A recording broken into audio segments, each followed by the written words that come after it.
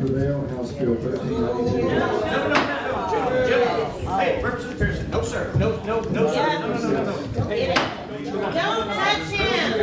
Do not touch him. Do not touch him. Do not. Oh boy, we got some problems in Tennessee, y'all. I'm going to share with you the whole clip of what preceded that blatant accosting by Tennessee State Representative Justin Pearson in just a moment. But what's happening in Tennessee, y'all? And more importantly, maybe I should say more importantly, and the real kind of crux of why I want to share this video. Democrats, what's wrong with you guys, man? Like, what is wrong with you? I may disagree with you. I may even despise you. I may want nothing to do with you. And quite frankly, all the above, quite frankly. But I will never key your car. I will never attack your family. I will never, resort to violence. I just won't. Unless I'll always defend myself, but I will never initiate it. You start it and I'll definitely finish it because I'm not going to just, sit there. But there's something going on here. So I'm going to share this entire clip so you can get some context. Tennessee State Representative Justin Pearson, who was previously paraded around by the media in 2024, he lunges toward Republican Representative Farmer during a debate on gun control.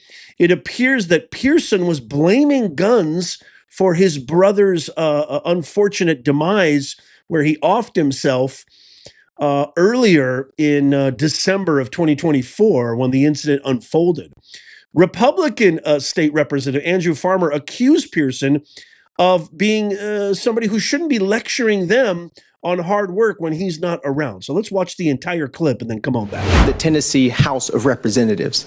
It is a pathetic excuse for you to not answer the question of why we are doing nothing about the gun violence epidemic than to personally attack me. But let me explain to you what I have been doing, Representative, since you asked. My brother, Temperance Darnell Pearson, one of the loves of my life, passed away from gun suicide on December 1st of 2024. And since that happened, it shattered my family like gun violence has shattered so many families. Shattered my nephew's lives, my mother, my father, my other brothers who are remaining. I buried my brother. I planned for his entire funeral. My fiance made his obituary. I made sure that he was taken care of, even in death. That's what I've been doing. But also, not just that, I went to all of my nephew's schools. I met with their principals and their teachers to ensure that they are okay. I gave them and made sure that they had grief counseling and that. Okay, I'm not sure who the girl is holding her fist up. I'm assuming she's the one that was in the earlier clip yelling, "Don't touch him," but she's got her fist up. If anybody can confirm this for me, I couldn't confirm this. Is this his wife? Is this his, oh no, I'm sorry. Is this his fiance? Let me know if you know in the comments.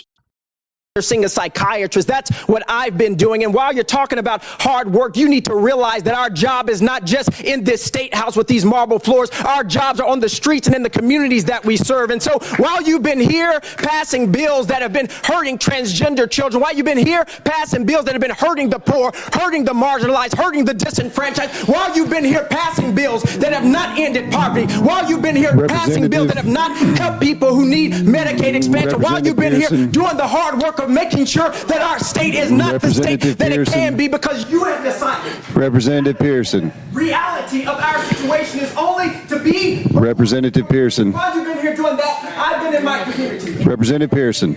Meeting with young people, going to school, registering Representative Pearson. voters. That's what I've been doing. Hard work doesn't just happen with this legislation. It happens. Representative Pearson. And if you will, Chairman, just one more minute, because Chairman Farmer seems to think that he somehow. Representative Pearson. Seems to understand my life better than I do. You need to understand that hard work isn't just sitting there and shutting up and passing a bill. It's doing the hard work of justice and love and mercy. Okay.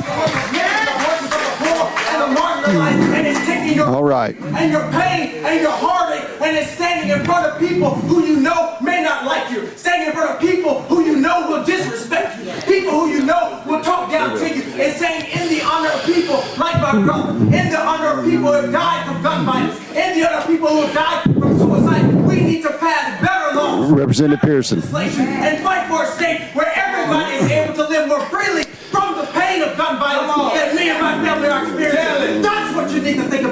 far. Come on. And if you can't beat that, learn to shut up. All right. All right, ladies and gentlemen. Learn to shut up. Ladies and gentlemen.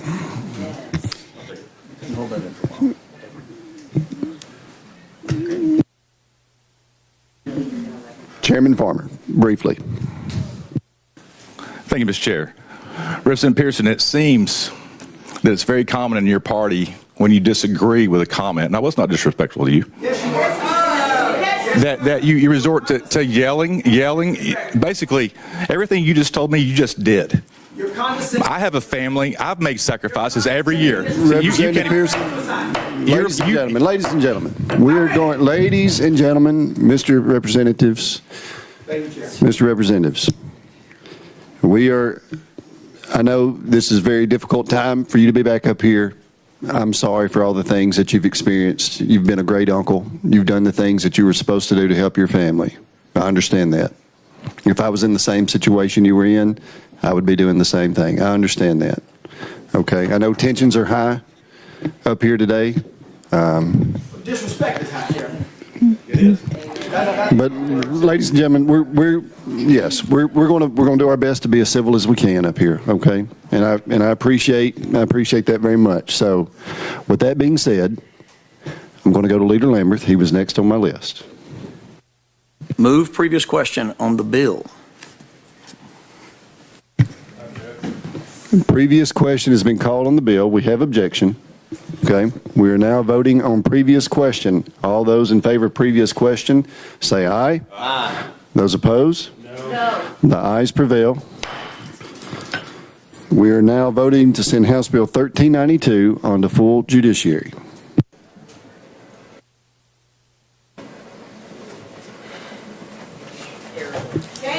Does anyone wish to change their vote? Mr. Clerk, take the vote. Mr. Chairman, you have 2 ayes, 7 nays. Hey, Representative Pearson. No, sir. No, sir. No. Don't touch him. Do not touch him. Do not touch him. Do not touch him.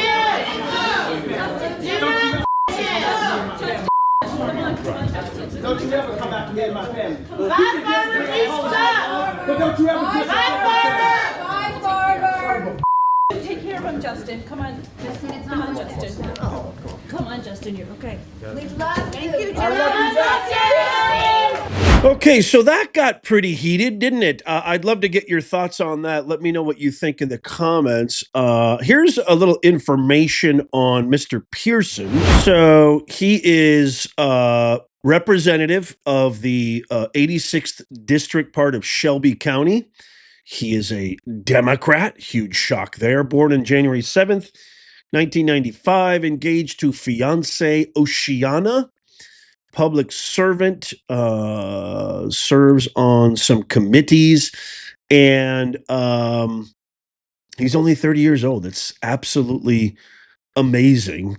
And this whole entire argument was based on a bill regarding gun control. So apparently Representative Pearson claims that guns were the primary cause of his brother essentially committing gun suicide on himself back in December of 2024. While I feel for you, Representative Pearson, I just wonder, you seem like a very articulate, intelligent person. But you're not representing your party well. As a matter of fact, none of you guys are. And Representative Farmer is 1,000,000,000% correct. You got to kind of take yourself out of your own myopic, self-important, self-delusional self-interest, where the whole world revolves around you. Obviously, everybody empathizes with your situation, but I just wonder if you've really looked at all the different avenues of what could have caused, the tragedy, a huge tragedy, nobody's denying that, of your brother doing that to himself. And I wonder if, after looking at all of that meticulously, doing your due diligence, qualitative and quantitative research, is that the summation that you came up with? Or did you come up with that conclusion based on the same way that you attacked Representative Farmer based on emotions and feelings alone. You know, I've gotten into this debate a million times. You know, the way I look at it is, if you're going to blame a gun, okay, for violence, if you're going to blame the actual instrument, the tool itself, then you need to ban all cars. You need to ban all cars, because we have more deaths due to vehicular manslaughter, DUIs, driving under the influence. So if we're going to use the least common denominator to measure the whole and measure the validity of some instrument or tool, because a vehicle doesn't have a brain of its own, it's the actual driver who should be held accountable, then we should ban all cars. We should ban all medicines, all prescription medication, and God knows how many other things. It makes zero sense. But more important than all of that, I just have a question for you, Representative Pearson. I feel for you, brother. I totally feel for you, what you're going through. Do you now have a little chance to cool off? Do you look back at this and think that your actions were appropriate? And by the way, is this just a byproduct, a consequence of a very, very highly toxic party?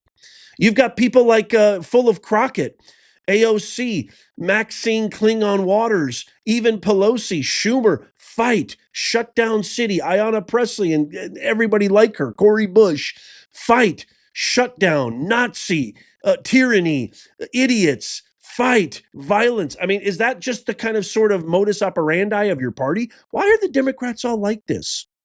Like I said in the beginning, it just doesn't make any sense. Why can't we disagree in a civil way?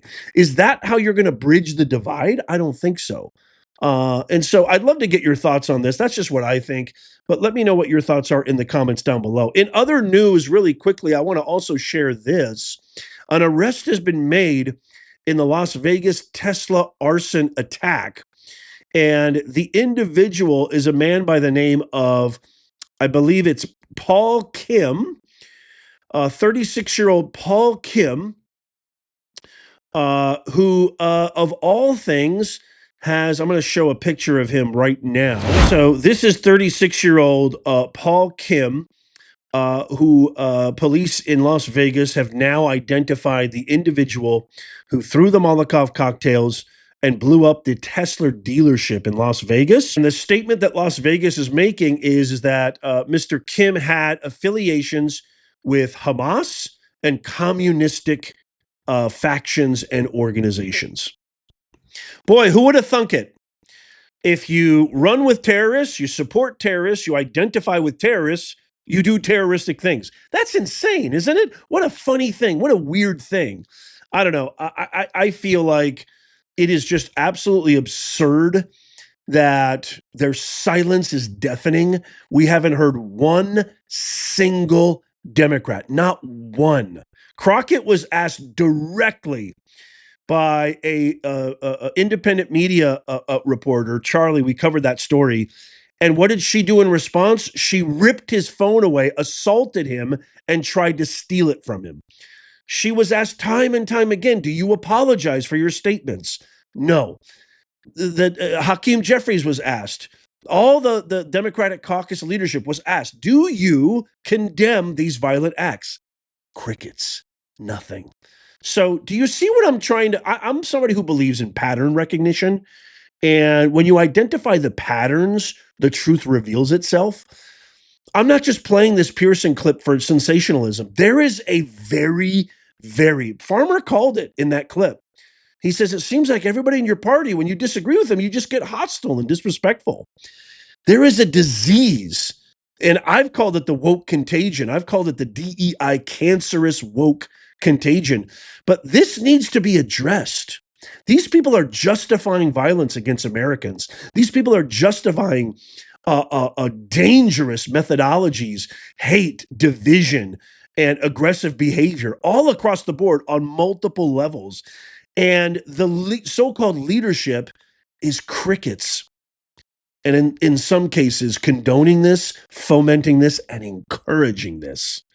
I showed you that clip of Jimmy Kimmel, who is the most talentless hack in show business history, who literally quite literally did like a silent kind of whistle, wolf whistle, for these guys to continue acting like this. This needs to stop. This is insane.